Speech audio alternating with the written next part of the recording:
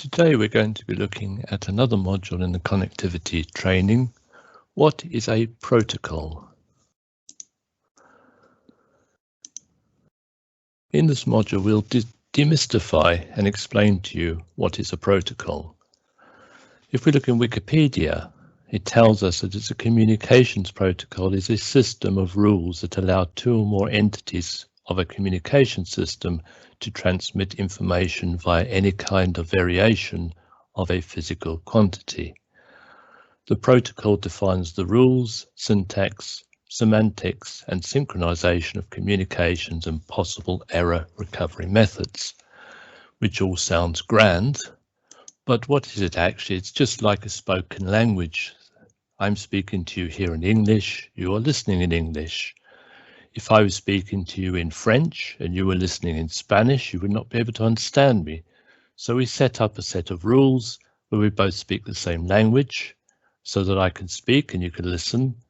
We also have ways in which I construct my sentences. You know what those rules are, so you can deconstruct those sentences. A protocol is nothing more than that. Now, there are many names that people will throw at you. Don't be overawed by that. A name is just like French or Spanish or Chinese or any other language. Don't be overawed by the name. So some of the names that you might create yourself if you're making your own protocol, like we have in the company, like CodeNet or Dynamark. Others may have been created by other people and used by many people in the world, like EtherCAT or Modbus. But they're all the same. It's a language.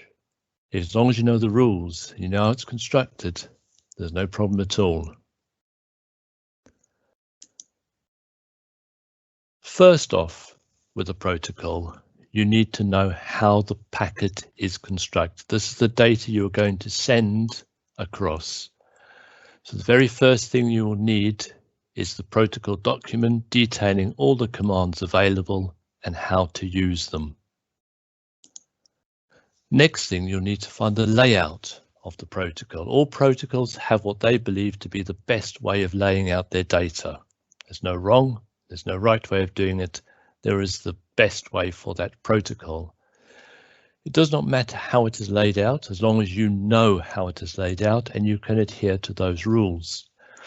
Below here we have a particular protocol and we can see that it starts with an escape, ends with an end of text, has a command, and the command has a parameter. As long as we know that, and we know the commands, we know what parameters from the protocol document, we're good to go. Another thing you might need to know is how you're going to connect to the printer. Is it going to be through RS-232, Ethernet, TCP/IP, or any other means? You might also need to know, are the packets synchronous or non-synchronous? So if we need them to be synchronized, that means we send a packet and we have to wait for an answer before we can send another one. If they're non-synchronous, I can keep sending packets and I just keep listening for replies. So types of commands. There are generally two distinct areas. One is the functionality of the printer, and the other is the label functionality, how to construct the label that you're going to print.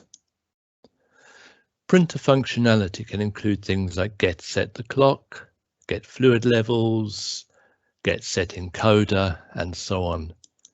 Whereas label functionalities are things like how to create the label. Do you want it to make something bold, bigger typeface, smaller typeface? Do you want to put a picture in, etc., etc.